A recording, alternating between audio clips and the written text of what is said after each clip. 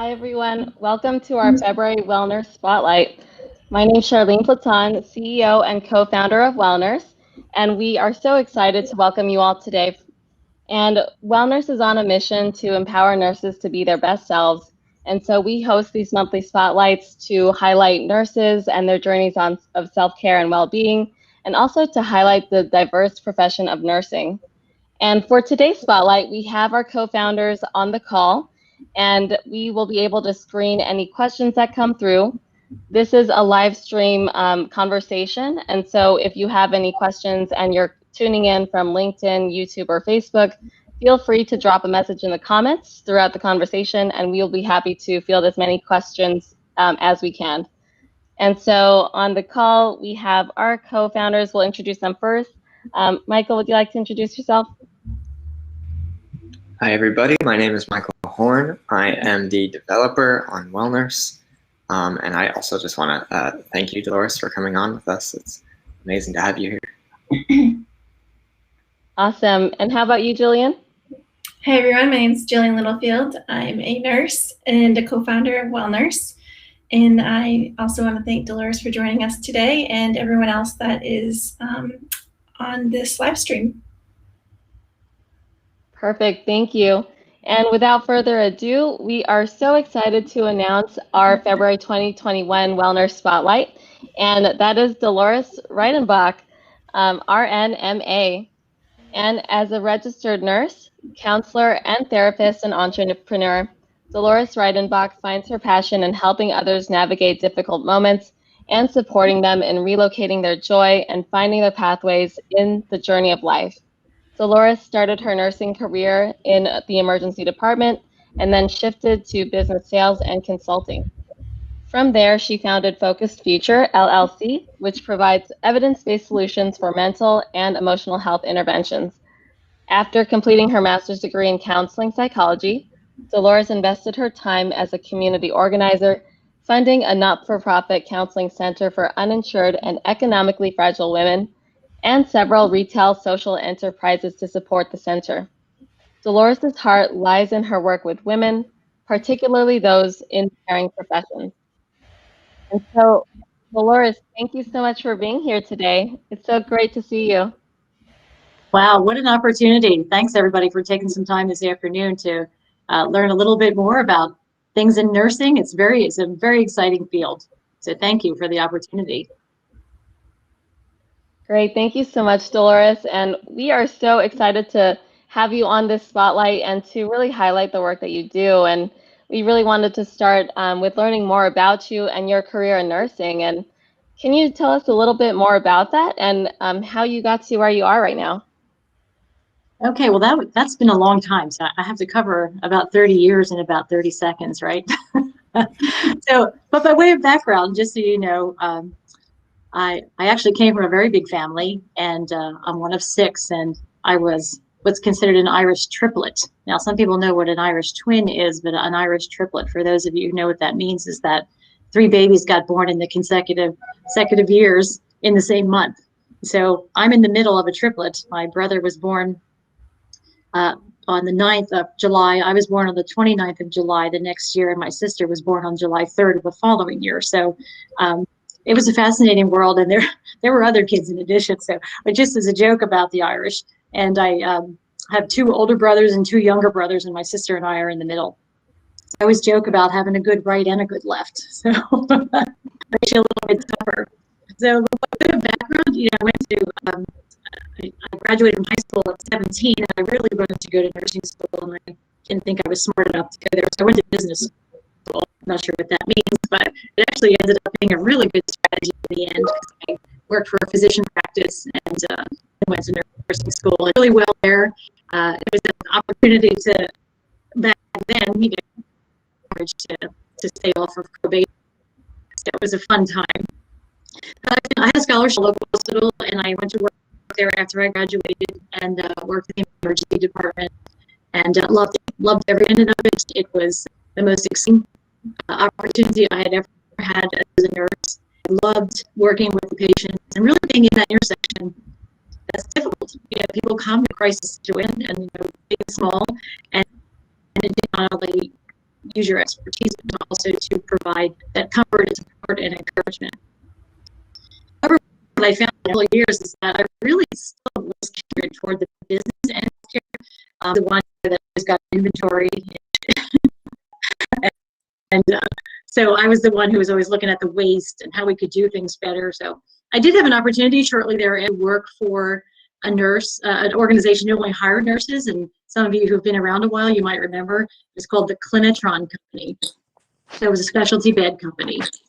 And the opportunity was that they only hired nurses and they trained us to be wound care experts. That was before we had experts and certifications in that. And we worked in hospitals, working with pressure sores and other things that were pressure related while we positioned the product. So that kind of launched my combination business, sales, healthcare career, because I really understood the clinical component, and I also understood where nurses were coming from in terms of what their needs were, and many times served as an interpreter to organizations who really were trying to sell something, but they didn't really understand what nurses were up. So in terms of continuing on, that I just moved on in that kind of a career. I worked at a lot of really large companies and enjoyed every minute. Boy, did I learn a lot. And in terms of how business functions and all the financial piece and the marketing piece and the analysis and strategies, and learned a lot of things just by virtue of opportunity. And I learned some stuff I probably could have lived my whole life not knowing. But moving on, it really was a good opportunity, and that informed my process. And as I did that for a few years, a lot of it helped with, because I was raising children and having the hours really what were promoting me to continue on. It felt like an easy spot for me, because I seem to be naturally kindred with mixing healthcare and business together. So how did I get to be a counselor? That's really, a fascinating thing, because it really was accidental, quite honestly. I was working for a consulting firm, and just by hook and crook, somebody said, hey, you seem to be really good helping people solve problems and figure out strategies, and we're having some trouble with some of our executives. Could you talk to them? And that's the very short version of the opportunity to work with executives and mid-level managers who were really struggling in their space. And they really weren't sure if they had enough capacity to continue to grow with the organization. And so we called them executive services. It really wasn't coaching, because coaching wasn't really, well, I guess it was kind of entering the marketplace at that time, but it was not a big deal. And I saw coaching more as encouraging people to be their best selves or how to advance their career. And that's how I think it initially entered the market. But what I heard from these executives I was working with was far different than trying to accelerate their career. It was a lot of background stuff. They had marital problems. They had a kid who was running amok. They had their own issues with addiction, or felt overwhelmed, or they were burned out, and they didn't know how to sort of resort their strategy and their future and map out their plans. So that's what it ended up being. It was kind of more like counseling. And I decided that I really liked that work. And decided that I was going to get a counseling degree as the credential. And that's what I did. Right. I never really intended to be a counselor. Yeah, and it's so interesting too, because a lot of the times nurses do think that there's only kind of one traditional pathway into nursing, right? A lot of people don't even think about the fact that you can be a counselor, you can be an entrepreneur, you can be in sales, consulting, whatever have you. The sky's really the limit when it comes to opportunities. And I first want to say too, I'm a twin also myself, so I just thought that was so funny how you mentioned that. We're actually both nurses, so it's really funny. But I just had to share that, because it's just so hilarious. And thank you for sharing more about your background too, because if I'm not mistaken, you started in the emergency department, which I'm sure was an interesting experience. And then going into business and counseling too. So that is definitely an interesting switch with the careers. And so can you also mention, in terms of that with counseling, was there any other specific moment for you that really sparked that change, or where you really knew that was a path you wanted to pursue? Well, based on the experience that I had working in that space with the executives and the managers, I really felt like that was my sweet spot, because I had an ability to give perspective and to assist them in a non-judgmental way. And honestly, people don't like to go to counseling. So anytime you mention going to counseling, people have like a heebie-jeebie about that, or they resist, or they're not interested, or had a bad experience. So I was reluctant to call it counseling, but that really was the credential that I needed. And it really was on par with what I was doing in the emergency department, because as those of you who know, I mean, people come in crisis, and they need somebody to hold their hand and to encourage them and persuade them in some ways that they should have hope, and it was going to be all right, and things were going to work out. And it was on par with sort of that same type of encouragement. And one of the things that I didn't learn until much later in my life, I think, was that having a high degree of intuition, which I think nurses in general share that skill. And it's a good and bad thing to have. And in counseling, you really have to learn to manage it. And in business also. So the combination of working in the emergency room, being on the business end of medicine, and then moving into counseling, it's kind of like an eclectic string of pearls, I think. Yeah, that's great. I do agree. It's also interesting because all of us with our team in WellNurse, we also had really unique journeys. Not all of us had kind of the linear path necessarily with how we got to nursing or how we got to where we are now. So I always love and enjoy hearing about these different stories with how you got to where you are now. So thank you for sharing that.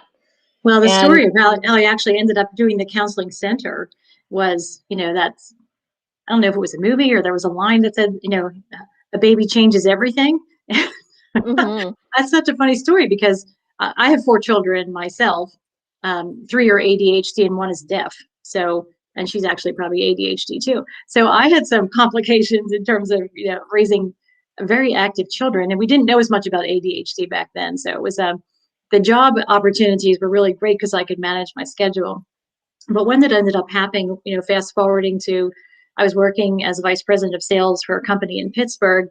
And while I was finishing my counseling degree, actually, because it was a much better opportunity financially and hours wise.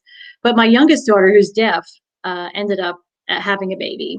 And she really was not all together to care for him. So we ended up taking custody of him. And anyway, she's highly functional now. She's 32, but we're the primary parents to her son, who's now 13. And it really changed the course of things because I had to leave my job and I couldn't raise a baby from the road. And I think the opportunity, the direction of my life, the trajectory is like, hey, you're home, you're a counselor, and there's a need in this community to serve people who don't have insurance who really want counseling. So that's really how it got started as being a counselor.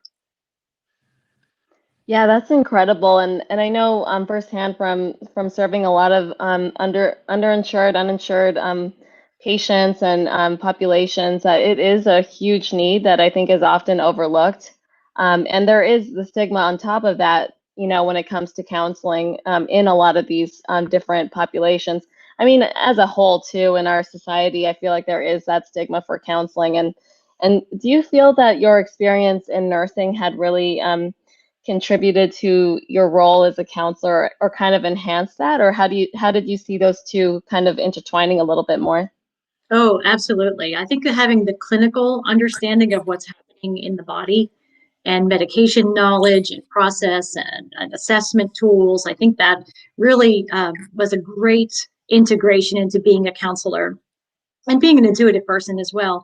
The opportunity to really understand what was happening in the combination of the mind and body.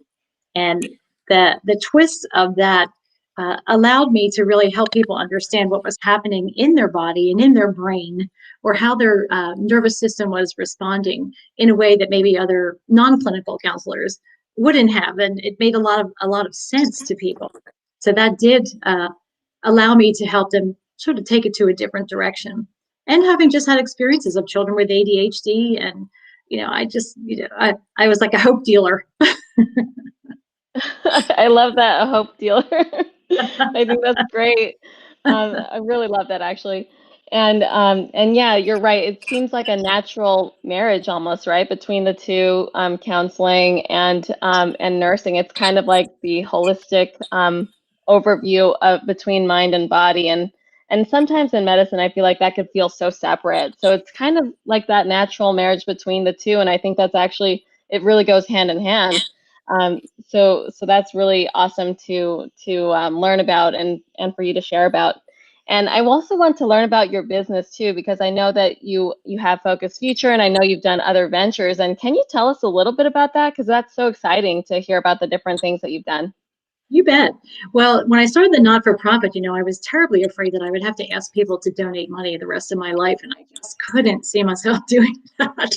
So I had this brainstorm that if we started some little retail businesses in our town, that like a business incubator, that it not only would help economic development in our little town, but it would also provide opportunity for generating some branding, so people recognize the ministry, and that if they shopped here, they would be supporting the ministry, which has become a very popular process nowadays. But this was a while ago, like 10 years ago, that I was doing this, and it ended up working really, really well. They were not sustainable over time, which was okay, because it actually served its purpose. And sometimes when you're starting businesses, you have to sort of tuck that into your thought that it may not be a forever business. And for us, I didn't know that at the time. I can advise you of that now.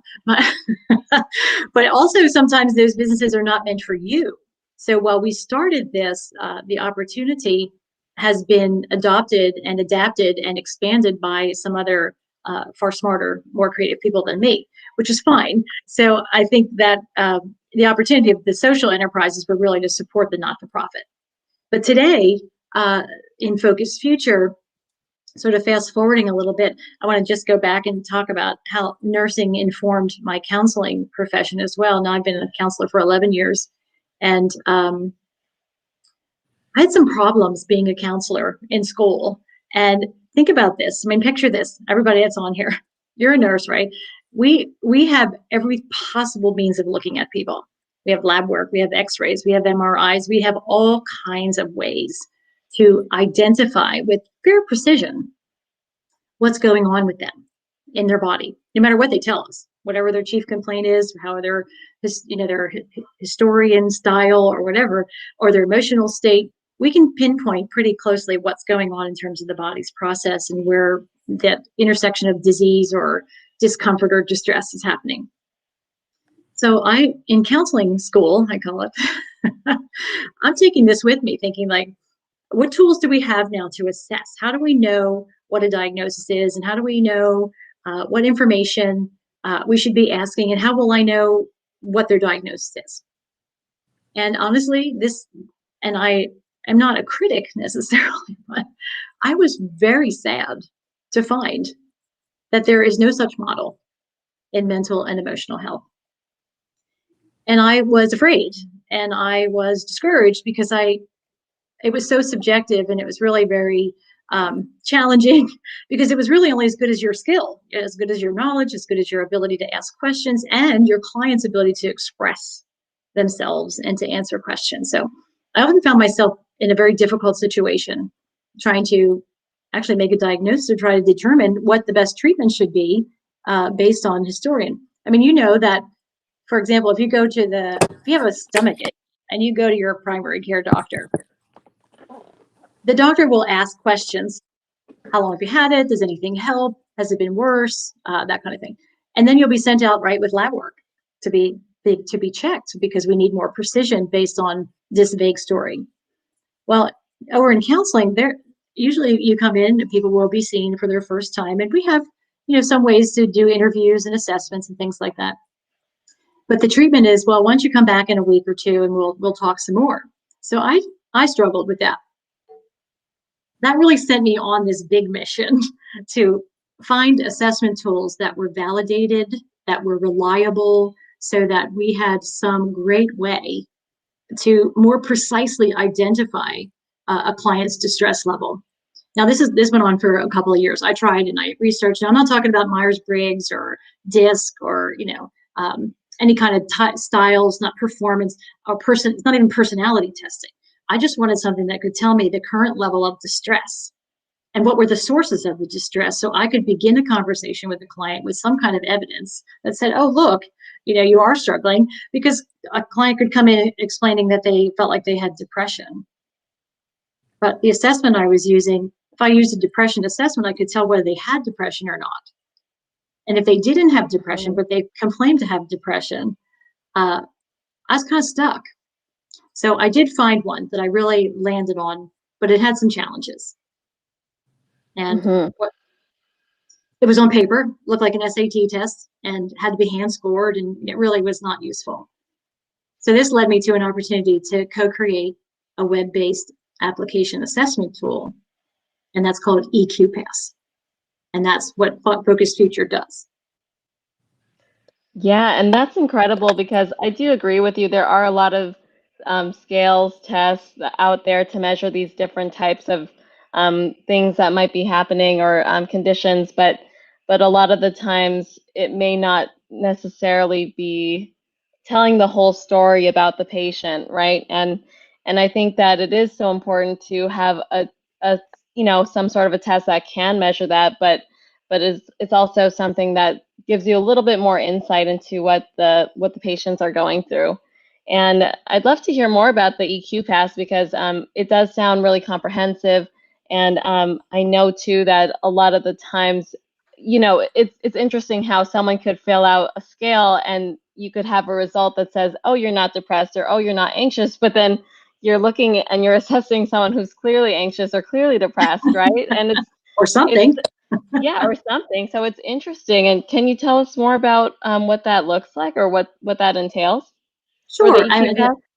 Yeah, sure. The short version is because I was trying to immerse the medical model into the behavioral health model, the challenge became, how do I automate it? How do I make it easy to use, accessible to the therapist? How do I make it easy for the client to take so that it doesn't take too long and it's contemporary? So I really went down this road of investing in the development. So I took a validated, reliable tool that someone else created, Dr. Scott Lonesdale, and I was able to get exclusive content to his copyrighted tool and recreated it to an online version for lots of reasons. One is because just in the counseling center, to be able to give a therapist or a counselor or anybody in behavioral health a reliable tool that's already been validated. So the usage of it and the elements that come back through the report process, you can count on them. So not only do you have the ability now to take a reliable assessment, so I call it the CBC, of counseling. Everybody gets a CBC no matter, right? Nobody leaves without a CBC. That's great. That's where we kind of start with the basic. So it is an assessment that gives you the CBC findings of their current distress. And it comes through the 3 core dimensions of depression, anxiety, and anger, and a red flag scale, meaning that if there are red flags in what they're currently experiencing, like suicidal ideation, homicidal ideation, and also then there's subscales for clinical skills, because if someone is, say, experiencing homicidal ideation or experiencing anger, that kind of thing, we can drill down to know based on the question sets, is it anger in? Is it anger out? Is it anger verbal? Are they likely to bully? That kind of thing. So in addition, there's a lot of background information that comes through this really well-designed tool. So as a therapist now, I have something to start with from day one to have a conversation with the client and just verify the information that they provided through the assessment. And the product produces a full set of reports, a battery of reports in the background, more than a CBC. Right. As a therapist, then you have some real stuff to start with, and then you can create a treatment plan based on real information that you got. That may have taken weeks, if ever, to get through the interview process, through the cathartic process with the client. And it really does fast forward the whole process. It allows you to build a treatment plan using evidence-based treatments, but at least you've got a treatment that matches their current distress level. So that's the big. Yeah, that's great. And we actually do have a question that has come through from the chat, and I'll bring up Jillian if you could read the question. Sure. So it looks like this one's from Charmaine, and she's asking, does the EQ Pass help screen for depression? How is it different from the PHQ-9? Okay, that's a really good question. The EQ Pass actually screens for the core dimensions of depression, anxiety, and anger. So to answer your question, yes. And it is the only global scoring test that I'm aware of out there that looks at all of the dimensions. I think for the PHQ-9, especially used predominantly in healthcare, that it really just stretches out to dig a little bit deeper into identifying the degree to which someone is depressed or anxious or angry. And then in addition, not only to the what degree they have, because it comes in the scales, if you will, for all of those three dimensions are minimal, mild, moderate, and severe. And then the corresponding subscale will tell you, based on the answers that the client provides in the EQ pass, what are the drivers behind those things. And it's more comprehensive and more comprehensive, I guess is the word, because you're looking at multiple dimensions of potential distress issues in your client. Yeah, that's great. Thank you so much, Dolores, for explaining that. And I think it's awesome to have kind of like all these tools built into one comprehensive test that can really streamline and make the process a little bit quicker, just like you mentioned earlier. And I also wanted to ask too, because I was wondering, as you were progressing through your career, do you know if this path in terms of counseling and nursing, do you see the parallels between this path versus psychiatric nurse practitioner, for example? Because I know that that's now an option that people are pursuing in nursing. And I wonder if you know, is there a difference between the two, or what your thoughts are on those two different career paths? I think for myself, psychiatric nursing really wasn't on the radar. And I think early on, even when I got out of nursing school, I mean, I had the opportunity to do a few more credits to get my BSN. And I must have somehow innately knew that clinical excellence was not in my cards. And I didn't have interest in moving toward the clinical side. And I don't know if that's because I had more of the logic business mind, that I felt more, I don't know, energetic around how to create pieces that fit into the clinical space that made sense. So I probably would not have pursued an advanced practice or anything in clinical. I really found my calling, I think, on the business side to be able to advise and create other pieces that fit.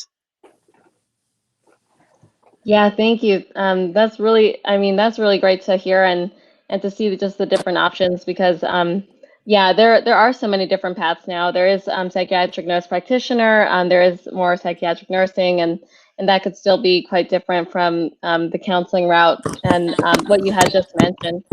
And It's very complementary. I mean, it's a complementary field for sure. Right, exactly.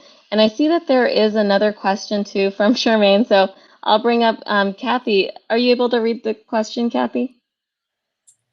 Yes, sure. Hi. So the question is, how does counseling different from psychotherapy, or is it the same thing?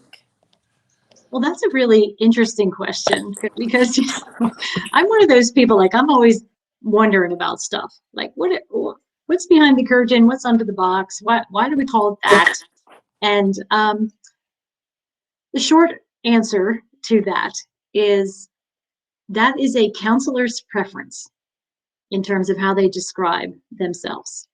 And all counselors who even call themselves psychotherapists were all credentialed and trained the same way, primarily. I mean, higher level advanced psychiatrists, psychologists, obviously, I'm not even talking about that level, because there are specialties in psychotherapy. But I would say at the counseling level, they're essentially the same. But you may specialize. So counselors can pick a particular philosophy or process or that they focus on. Some people really like things like psychodrama. It's called when someone's really struggled, has deep trauma, being able to help people walk out that trauma from the past. There are methodologies that fit into psychotherapy. So I'm not an expert in that area, but I do know other counselors who really focus on psychotherapy strategies. Yeah, that's great. Thank you so much, Dolores. And I also wanted to ask, because I know that you're working on different things, and can you tell us a little bit more about what other projects you might be working on at the moment? Sure. Well, what I'm trying to do, with the EQ Pass product is one, to push credibility into the behavioral health arena, to give all of us who are practitioners a really reliable process, because we want to do the best we can. And anytime you have a new tool that delivers new insight, I just think that promotes the professionalism and the practice and the ability to be more helpful to the clients. So that was my first intent with EQ Pass. What has developed out of that, though, are some other sort of fascinating opportunities to apply it in other places. For example, the tool has been built as a web-based application. So all the HIPAA security is addressed. But what we're able to do, though, is to be able to capture blind aggregate data in the background. So, for example, I'm talking with a local high school here who has been doing a lot of screening for mental health for their students. Of course, I mean, that's a whole nother topic where they have concerns that are just growing given pandemic. But even prior to that, they were doing screenings with their kids. But it was on paper, and they met with the therapist, and it was labor intensive. So looking at offering this to the students who can complete it in about 10 or 15 minutes, and then it can be reviewed by a therapist to identify any red flag issues or any crisis things that needs to be done. So the students can get individual wraparound services if they need them or want them. But the school then is able to extrapolate sort of across their population what the global distress is in some detail. Now, it's not by person, it's just aggregate compiled data that's blind. But it will help. Their intent is to use that to know if they have the right behavioral health services in the school. How do they advocate for the kids? How do they support them? How do they know what services would work best for them? So to be able to extrapolate the data for advocacy, for research, for being able to better support. So that's another piece that has a lot of interest. And doing groups like that, because you can have specific real-time data on global distress. So that's another piece of it. And the third piece, what I have done is just begun to offer more training or more opportunities myself. Like I have a company called Inner Me, which is a boutique style, more for, I joke, I have a little article I wrote about, it's called The Normals, which, a lot of us are fairly normal, and we always joke about what the definition of that is. But, currently, because there's so much distress that even normal people or people on average who are very resilient, like our nursing colleagues, are still struggling at this point, trying to push ourselves into, post-pandemic method. But my opinion is that the bombs haven't stopped bursting overhead. And I think that we don't really know the level of damage among our colleagues. And the whole intent, with the self-care in WellNurse, I mean, is so kindred with what I believe and specialize in terms of helping people who really need someone to help them walk through what their strategies might be for self-care, and maybe processing some of these difficult things, because the impact of the pandemic is, we talk about burnout a lot, and that's pointing to the problem. However, it's still deeply personal for people. And I know that organizations are struggling. I'm working with another, I have a proposal in with another company right now who wants to do a pilot on their senior leadership team, just to get to offer them the gift of, personalized processing over all the pandemic stresses and distress, but also then to look at the data, not individually, but in their group, to identify, what they should be doing as a company to better support and help them, help the leaders in healing, so they can, because the leaders need to lead the recovery of the rest of the team. Right. And you brought up a lot of great things just there with, there's so much going on with the pandemic, with the rising amounts of burnout in nurses, and really the focus on self-care and the attention brought forward with that. And with the work that you're doing, can you tell us a little bit about the trends that you've seen in terms of global distress, and also what you do see in nurses, and any thoughts for how we might help with that, or what we could do? Yeah, I would say, a couple of things. I'm seeing what I would professionally call mild dissociation. Now, dissociation means that we go someplace else in our head while we're enduring stress, right?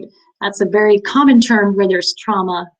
But however, it is a short-term strategy from our autonomic nervous system, with our fight or flight, that we can endure high degrees of stress because we go someplace else in our head.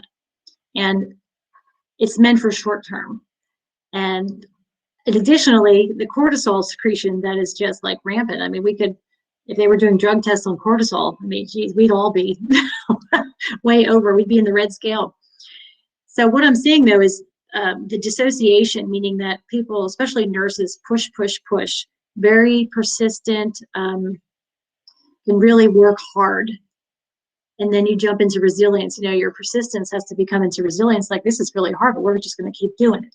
And I say this all the time as nurses, we just do what needs to be done. We just do it. And it's only later that we go, should I have done it that way? Or did it make sense? But I think in current day, the global distress levels are really off the charts. And it's different for people. Anxiety is huge. However, right behind that, honestly, is not depression. You'd be surprised. Is actually anger. People are, can I say it online? People are pissed. They're just sick of it. They're done with this, and it's coming out sideways. And the dissociation becomes, I have to continue to function, so I have to go compartmentalize that someplace. And the beautiful design of the body is, unfortunately, that gets pushed down into the body. And that will come out later in disease process. It can come out, dissociation needs to be brought, people need to be brought back together, because that sometimes in dissociation, in short term, it's a easy, oh my gosh, the stress is over, I'm good to go. But in cases where we're separated from our mind, from our body for long periods of time, lots of things get in the middle of that gap, and it has to be an intentional process to bring that mind and body back together. So I'm seeing a lot more of that. And it comes out as unwillingness to admit, it comes out in saying I'm fine, so it comes out in a lot of ways. Right, and obviously there are a lot of concerns with that in the short term. And what would you say is your biggest fear if you had to pinpoint something in the field of nursing, just with all these different things that are going on, if we don't do anything about it? Well, I think in terms of fear, well, a couple of things. One is, I think that one of the barriers maybe to nurses to and any of us really into really digging into self-care is that, think about, I mean, us as nurses, we're doing the caring, we're doing the advocating,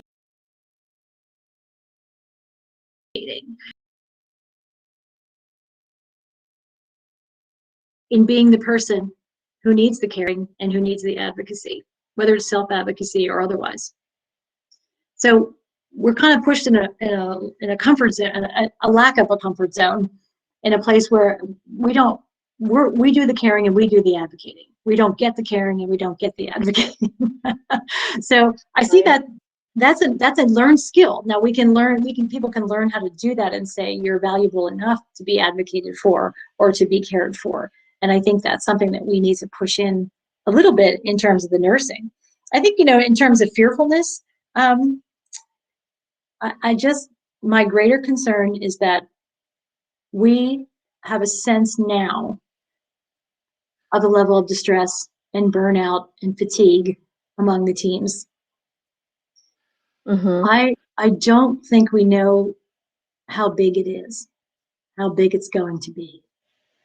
And we need to be preparing now, because once all of this starts blowing over, so I was thinking about the bombs overhead. I mean, seriously, when people are in the middle of a chaotic war situation, I mean, there's just so much chaos going on. You can't see, you can't think, you can't really smell. But once all that stops and you can get the lay of the land of all the wounded, I think we're going to have more challenges than we think. And I like to be proactive and say, let's just pretend we're going to have a lot of wounded people. If we don't, that's even better. But if we do, how are we going to manage that? Right. Yeah, absolutely. And we really love to ask the nurses that we have on the spotlight about their own self-care journeys too, and how they are managing their own wellness and well-being during this challenging time, and just in general. And And, a lot of these actions do start with ourselves. And so we'd love to learn about your own self-care and what do you do for your own, to promote your own well-being, and any tips that you'd recommend for others, but just wanted to start there. Sure. Yeah, I'm a big self-care proponent. In fact, I secretly call myself the self-care guru because I am a firm believer in it. But it's very personal. It has to be unique to you. I would say in a crisis situation, I tend to go more sensory. So since we have 5 senses, right, we can easily put ourselves into a place. Like some people are very soothed by fragrances, or fragrances that remind them of something more positive. Or somebody might want to go take a drive just to look at the mountains or the snow cover or something like that. I like to listen to music. I either like, instrumental strings or violins, or I like jazz, but other times, I need a song that has like these whiny lyrics so I can speak my, what I really think. This My is terrible. So I would say my self-care in more urgent times are something that I can reach to quickly. That I know it's a short-term fix. It doesn't fix whatever the source of my distress was, but it can help me sort of limp along a little bit because I have like an offload. Because when we have distress, it's like a pressure valve. And if we keep holding that pressure valve, it is going to blow off someday.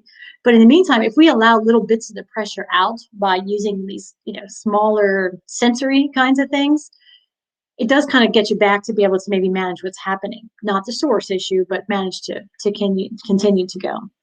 But overall, I mean, I over years, I've had to learn a lot. As a therapist, is a highly stressful job because you hear incredible journeys that other people have lived, and it's a whole nother type of self-care.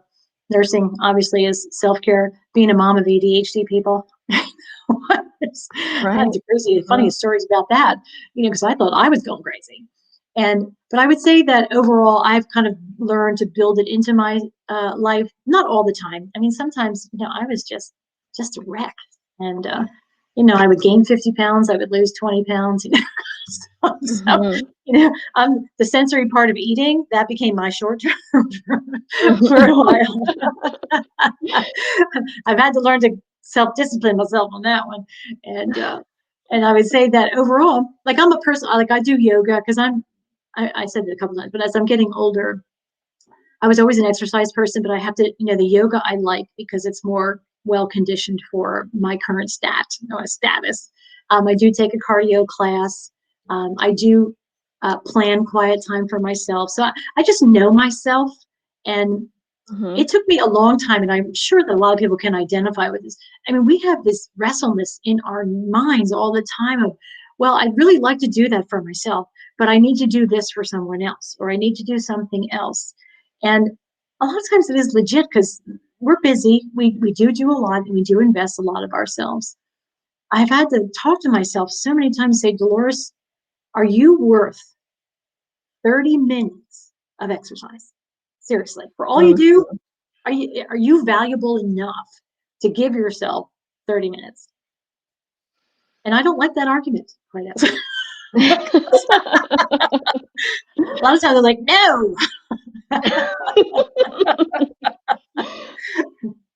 I mean, it's a hard question to ask even, and definitely to answer. And I think that as nurses especially, we are always, or we do have that tendency to care for others before ourselves. And the journey of self-care really is a journey. It's not something that we could figure out in a day or in an hour or a week.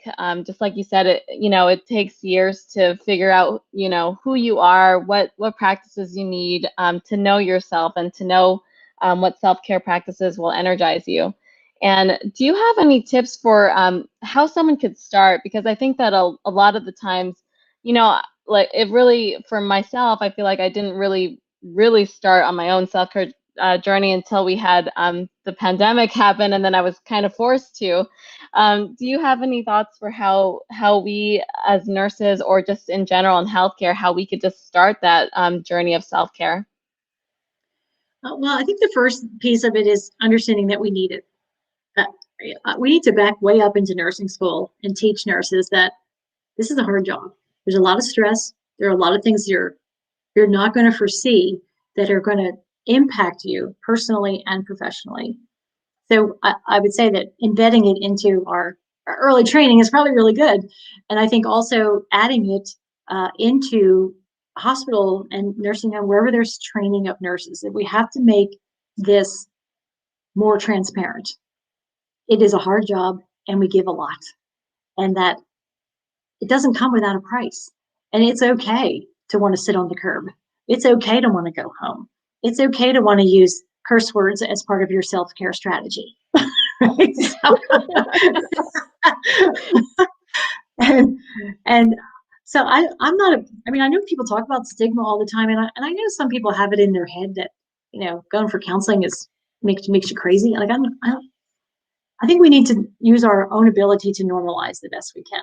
But getting started for your individual self, one is, I think, a self-admission that it's necessary and it's perfectly normal. Okay, perfectly normal. And finding a healthy one, because there are lots of unhealthy copings versus self-care. See, self-care and coping are different. I mean, they're on the same, it's like the black and the white. And, our coping, we tend to be more willing to use coping strategies versus a self-care strategy, which will help us to be more healthy and heal faster, quite honestly, and not contribute to more distress. So I would say admitting that it needs to happen, being willing to lean in and examine what you're coping with right now and how to flip that to a self-care strategy. I think also looking at digging into what things have made you, maybe something you lost or something you never knew. This writer, Anne Lamott, her name is, she has written incredible books. She just cracks me up all the time. She has this, she said this, the secret to finding what you've lost. Now, for us, it's like we lost our joy, or we lost our peace, or we lost, a downtime. She said the secret is to find what you're missing, is to go back to where you remember having it last. Like, there's something to that. I really like that. So when you think about how to start with self-care, you need time and space in your brain to say, what have I done in the past that made me feel at peace, or made me have joy, or helped me relax? And honestly, there are going to be some people that are not going to be able to answer that question because there are other things in the background. And I would say that at that point, if someone's unable to grasp things about themselves, probably because they're not whole together. And I think that the opportunity to have someone help you do that, to walk through, not trying to put a label on you, the diagnosis and counseling. Like, I'm an anti-label person. I'm like, do you need a diagnosis seriously to make progress? You really don't. Behavioral. No, outside of psychiatric, I'm not talking about that. I'm just talking about everyday normalized counseling for people who are just struggling in life. But I think the opportunity to have someone come alongside you and help that. I actually developed self-care maps for my clients, and we work on them together, because sometimes they don't know. They just don't know. And some of it has to do with being burned out and over the edge, and just, so like, I don't even know where to start. Can somebody just sit me down and like tell me something about myself? So I ended up doing more of that in the Interme Solutions Center. Yeah, that's great. And you mentioned a lot of pearls as you were talking just now. And one of the things that I wanted to ask about too was you mentioned incorporating some of these strategies when you're a student or new to practice. And just thinking about your own journey, is there anything that, if you were to go back in time as you were a new to practice nurse, is there anything that you would have advised to yourself, or anything you would have done differently back then? That's a really good question, because I was a young thing, and I didn't know anything about anything. I had no idea. And the interesting part, though, when I got to the emergency department, was my first experience of that old saying about how nurses eat their young. Oh my gosh. Oh. And being an intuitive person, like, I was completely overwhelmed by the whole process. Not the patients and not the care, but the people I worked with. So, I would say, fast forwarding, I didn't know how to self-advocate. I didn't know how to say, this is not working, and that's not good. You know how we're all kind of pushed along to just keep moving, just keep doing it, just keep getting it done. And we don't have time to talk about, your feelings or whatever. But I would say that self-advocacy, that we have to teach nurses how to become comfortable saying, I'm not feeling good about this. Following your feelings, following your intuition, knowing when the stress levels are too high, what's your tolerance. So self-knowledge and self-advocacy. That's great. I really like how you phrase that, and you're right. Self-advocacy is so important, and that's not something that we really learn about in school or really learn about when we're really new to practice. That's kind of something that you just figure out, unfortunately, over time with trial and error. And I think that it is so important, and self-advocacy really is taking that step to actually voicing your needs and what your wants are to help you, especially with the environment. And just like you said, a lot of the environments can really promote the idea of nurses eating their young and not really have that safe space for new to practice nurses. And are there any other tips that you would recommend for self-advocacy, or any other ways that you would define that? Well, I think one other way I would discuss, and I talk about this a lot in my self-care training programs, is this thing called the emotional vocabulary. And you've probably heard of this before. But there are thousands of words to describe how we feel. However, I just read a research study, I kid you not, was just completed at the beginning of 2020. And that the average emotional vocabulary of an average adult over 18 is 12 words. And about 50-50 split. 50% 6 are positive and 6 are negative. So when I speak about this, sometimes I always talk about, did you ever check the emoji section of your phone? What is the percentage of positive emojis to negative emojis? And I actually counted them one time. I don't remember what it was. But we're destined to think negatively. But anyway, the point being is that our emotional vocabulary is a critically underdeveloped skill. And what I have found working in therapy and also for myself is to better identify what I'm feeling. All right. I always say people are depressed, pissed, or they want something. So they have a desire and they're disappointed, whatever. And I'm like, but what if you're frustrated? What if you're just disappointed? What if you feel let down? So I have found that people recover faster in self-care mapping, especially when they can specifically and more precisely identify the feeling. So emotional I'm a big proponent of growing your emotional vocabulary and being more precise. Right. And that's so interesting. I never really thought about the emotional vocabulary and the fact that there's 12 words, I think you mentioned. That's the average. Yeah. I mean, that was a research project. Yeah, that's amazing. A research project just identified that. Wow. Yeah, that's insane. And I really enjoy learning about these different opportunities and different ways for us to think about ourselves and how to advocate for ourselves. And is there anything else that you would advise, any other advice that you would give to nurses in terms of pursuing their self-care journeys, or just in general when it comes to their well-being? I would say in general, we have to view ourselves as a whole person. And I use that also. It's one of my strategies. It's called whole person thinking. And, we can read about mind, body, soul, right? I mean, that's not an uncommon discussion. The challenge is that while we know that in one part of our brain, we do not care for, think, or process in that way. And what I mean by that, here, I'll show you I'll let you see my little picture here. But I call it the self-care strategy of understanding the whole of your parts, meaning that we have a physical body, we have an intellectual mind, we have emotions. This is emotions in sign language, my deaf daughter. We have a spiritual self, which I'm not talking about going to church. I'm talking about a divinity. There's a spiritual life that has to do, because when we die, what makes us who we are goes away. And then we have our self-will, where we have complete locus of control in our life. We do. We seriously do. And then the last part, which has more to do with development, which is our sexual, sensual self.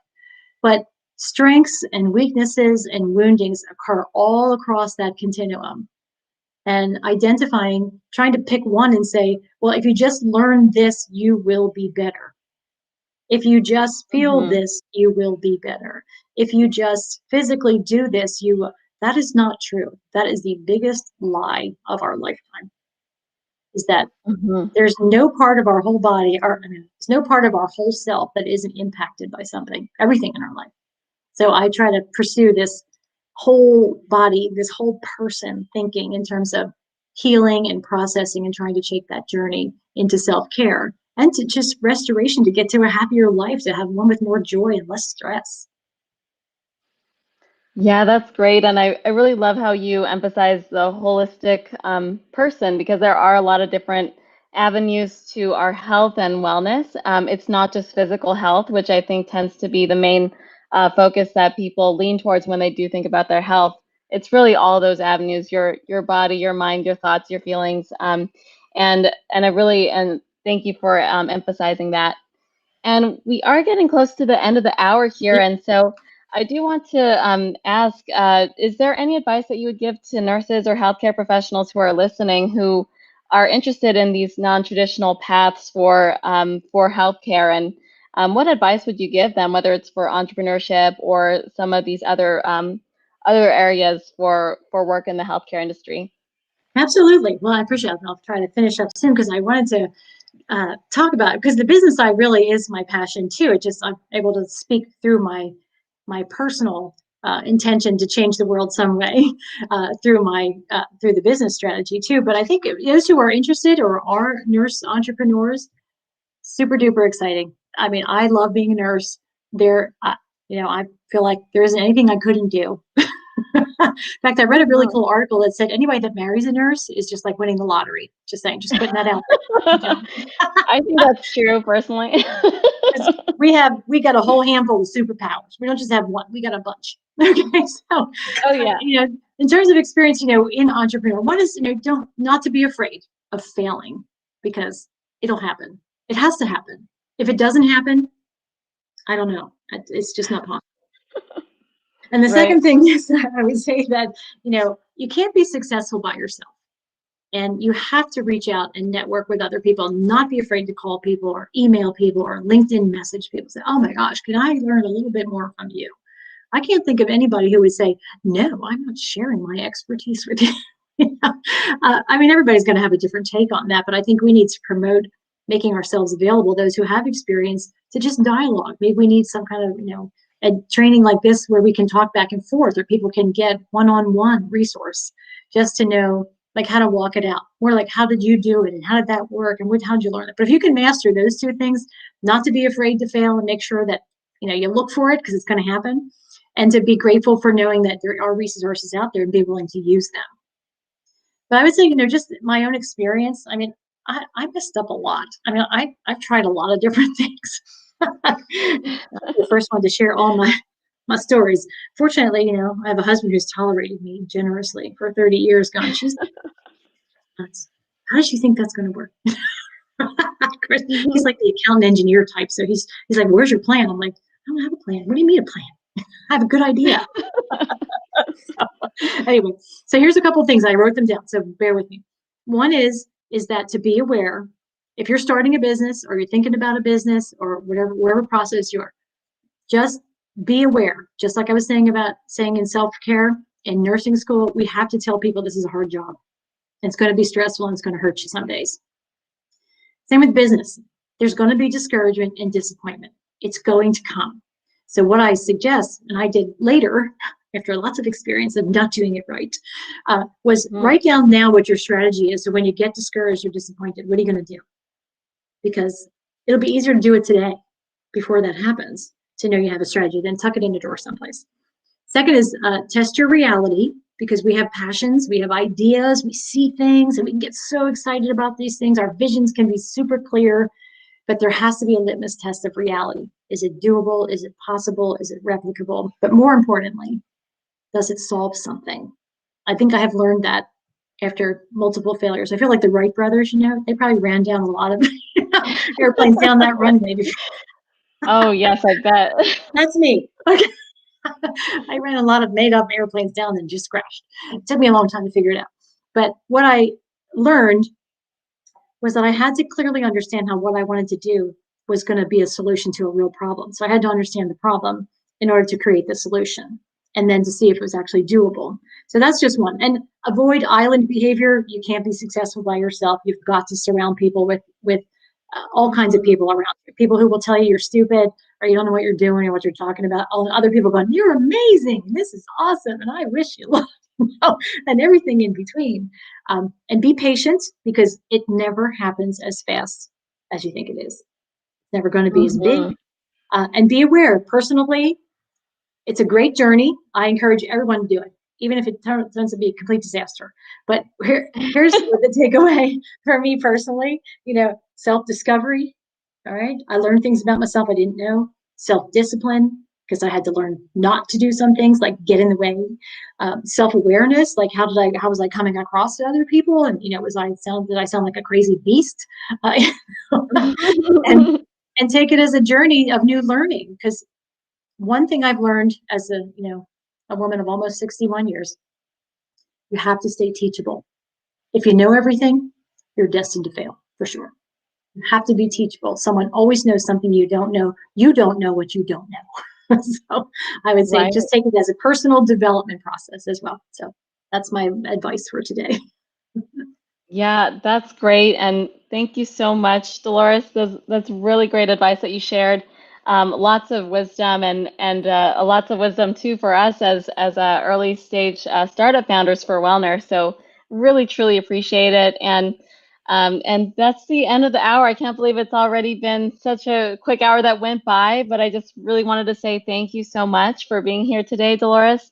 And also just want to ask, how can people find you, or how can people learn more about you?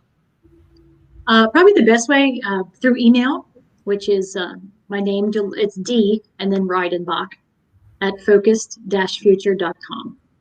And I guess you could put that in the box for people. But yeah, shoot me an email. I'm on LinkedIn. I'll help, and I'm a helper too, just like everybody here. We're all helpers. So I wouldn't turn you down if you said, "Gosh, could you hear out my story and tell me if I'm crazy?" That's usually what I say to people. It's like, does this sound completely ridiculous? So I want that first. No, don't tell me it sounds great. Yeah, I mean, yeah, entrepreneurship is such a crazy journey, but it's so great to be surrounded by like-minded people, or even other people who aren't maybe like-minded but have some good thoughts about what we're doing. So thank you so much for those comments, and just wanted to share with the audience watching too. We will continue to have more WellNurse Spotlights, so just go ahead and visit us on our social media. So you could follow us on social media, linktree.com/WellNurse app. Or you could visit wellnurseapp.com to learn more. And once again, we just really wanted to say thank you so much, Dolores, for being here today, and we really appreciate it. Yeah, my pleasure. Thanks, everyone. Thank you so much. Look forward to the next one. Bye.